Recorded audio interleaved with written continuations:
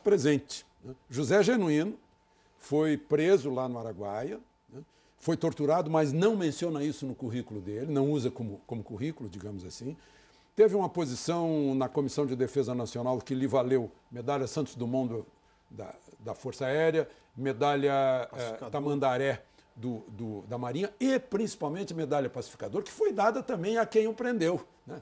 Então, Zé Genuíno não seria um símbolo disso e agora é convidado pelo ministro da Defesa para ser o seu braço direito. Mas eu deixaria a resposta para logo depois do nosso intervalo comercial. Não quer essa história, quer saber o que aconteceu.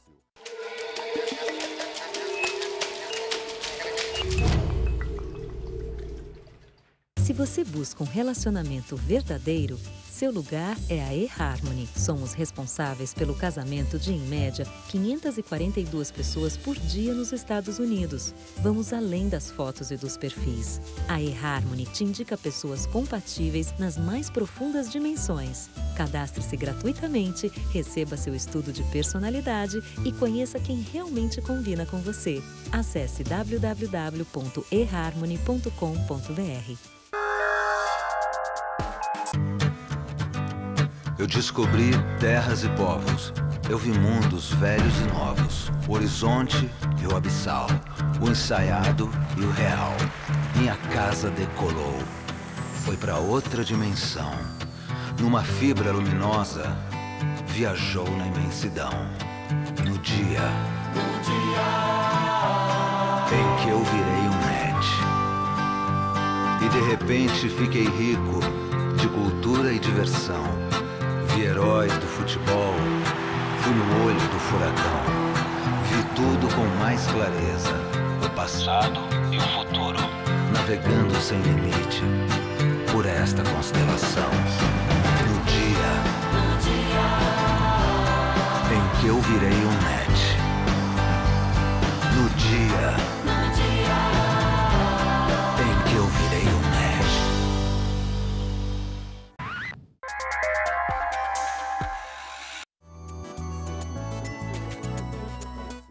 Doutor Wadi Damu, presidente da OAB do Rio de Janeiro, como é que o senhor vê o caso José Genuíno? Ele não é um símbolo da anistia?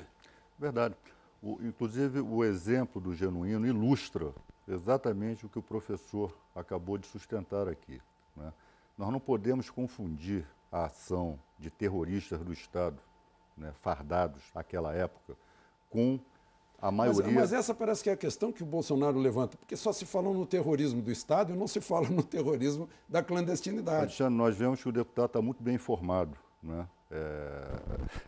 Todos os fatos aí relatados por ele, né, foram fatos apurados dessa ou daquela maneira, muitas vezes, o nome de quem foi fuzilado lá, sob de Zé tortura. Pereira e por aí vai. E muitas informações obtidas sob tortura. Em relação, nenhum dos militantes, à época chamados de terroristas, né, pela ditadura militar, nenhum deles jogaram negou. uma bomba no aeroporto de Guararapes. Não, mas todos esses fatos são apurados. Sabe-se a autoria, sabe quem sequestrou o embaixador, sabe quem assaltou o banco, sabe quem Gabeira, fez a ação armada. Ele falou sobre isso. Então, em relação a esses cidadãos que um dia se levantaram por suas razões, né, pegaram em armas, enfim, para derrubar um regime ditatorial, as ações dessas pessoas todas estão devidamente descritas, as autorias dos fatos que lhes são imputados, não há dúvida em relação a isso. Não há dúvida em relação a isso. Todo mundo sabe disso. Inclusive, isso foi relatado aqui. Agora, o que nós estamos tratando... E para apurar crimes praticados por cidadãos comuns, existe a polícia, existe o Poder Judiciário, existe o Ministério Público. Nós estamos tratando aqui, quando falamos de comissão da verdade, de crimes cometidos por agentes públicos, por agentes do Estado. Sem finalidade de policial ou judicial. O que a nação quer, apenas a história. O que se quer saber é o que aconteceu, em que circunstâncias essas pessoas desapareceram. E o que se quer fazer é justiça, não a justiça, meramente a justiça de penalizar quem praticou esses crimes, mas a justiça de dar uma sepultura digna a essas pessoas. Isso é um direito consuetudinário, isso é um direito da civilização, conquistado pela civilização. As pessoas terem uma sepultura digna, localizada, em que seus entes queridos possam lá colocar flores, possam lá fazer os seus ritos, enfim. Essas pessoas não têm esse direito. Os familiares dessas pessoas, a eles, não foi dado esse direito porque esses seus entes queridos um dia desapareceram, sem deixar vestígios. Bolsonaro, se essa comissão tivesse os dois lados, o senhor concordaria com ela? Resgate da verdade com representantes dos dois lados. Sim. Eu e os representantes, os presidentes de clubes militares, nós colaboraríamos, inclusive. Tem muito caso que não está esclarecido. Você pode ver, não vamos nem passar para hoje em dia.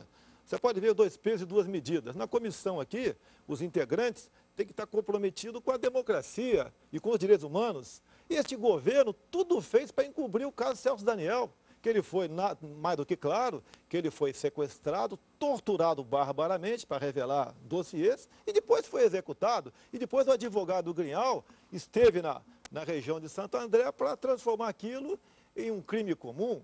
Então, eles não querem a verdade. Dizer também ao professor que ele está equivocado. As Forças Armadas não estão resgatando credibilidade nenhuma. Em qualquer momento da história do Brasil, as Forças Armadas sempre estiveram nos primeiros lugares, no tocante ao respeito e admiração do cidadão. Inclusive o presidente Médici, quando ia ao Maracanã, ele era aplaudido.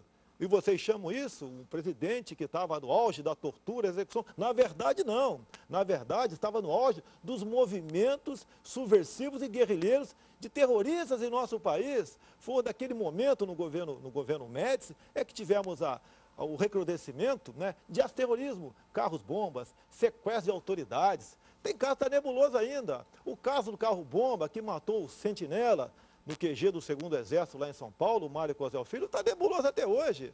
Tá? Vocês têm ministros hoje, como o Carlos Mink, que participou de latrocínio no Banco Bonfort, aqui no Rio de Janeiro.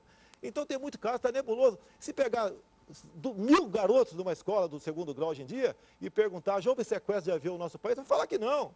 Você pode ver, o caso aí do embaixador Sérgio Vieira de Mello, morreu lá em Bagdá com carro-bomba, foi uma comoção nacional. Agora, o carro-bomba que matou Mário Cosel Filho, ninguém quase sabe disso. Então, nós queremos toda essa verdade e as circunstâncias. Não fale em tortura, porque hoje em dia, qualquer bandido aí, quando vai para um tribunal de júri, quando se lê o depoimento dele, naquele primeiro momento que ele foi preso, ele fala, esse depoimento foi conseguido através de tortura. É o argumento que vocês usam. Não me falem em preso político. No regime militar existia a detenção por vadiagem. Então, esses guerrilheiros, esses que faziam curso em Cuba, andavam com documentos falsos. Quando participavam de suas atividades criminosas e acabavam sendo mortos, eram enterrados como indigentes. Por quê? O João da Silva não existia, não, a Mariazinha não existia, então acabava sendo enterrado como indigente e hoje transformaram-se em presos políticos.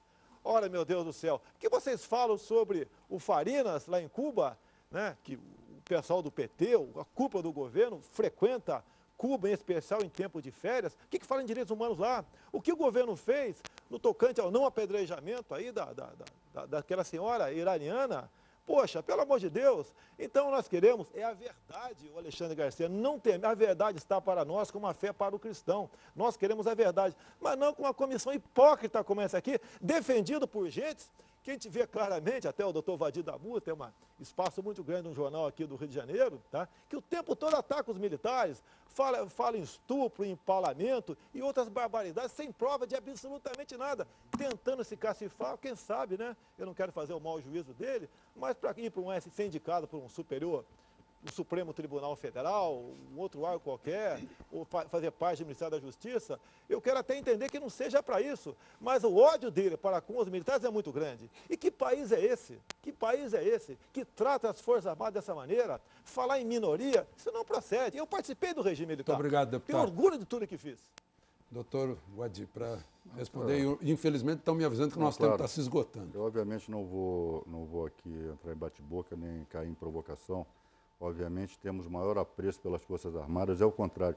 Essa geração das Forças Armadas, quem não teve nada a ver com aquilo, quer ver tudo aquilo apurado, né? Isso é uma mácula ainda nas nossas Forças Armadas. É uma mácula, né, que precisa ser superada. É uma página infeliz da nossa história que tem que ser virada com dignidade, né? Na Argentina está se virando, agora essa semana passada, lá o Rafael Videla, né, foi condenado à prisão perpétua. No Chile, no Uruguai, na África do Sul, todos esses países estão enfrentando com dignidade, né, colocando o dedo na ferida e apurando o que aconteceu nos seus períodos ditatoriais, a barbárie que ocorreu naqueles períodos, sem traumas, sem crises, né? O embate, ele faz parte da democracia. Seria, né, uma espécie assim de catarse. Bota tudo para fora. De que toda nação precisa para se aperfeiçoar democraticamente. E é isso que nós queremos aqui no Brasil. E a Comissão da Verdade, obviamente o Congresso Nacional vai dar a sua contribuição ao projeto de lei, né? Obviamente o Congresso Nacional vai fazer isso. Mas fazer de forma correta, de forma que, de fato, se apure o que aconteceu. Bom, infelizmente o nosso tempo se esgotou, doutor Mendes. Tomara que o Congresso Nacional faça o que o senhor está lembrando aí, que aperfeiçoe isso e que ponha, enfim, uma maneira de se conseguir realmente a verdade, que, como eu disse lá no início, tem sempre dois lados. Muito obrigado pela participação dos senhores, muito obrigado pela sua participação, deputado Bolsonaro. E o Espaço Aberto volta na próxima semana com outro tema de interesse nacional. De Brasília, Alexandre Garcia.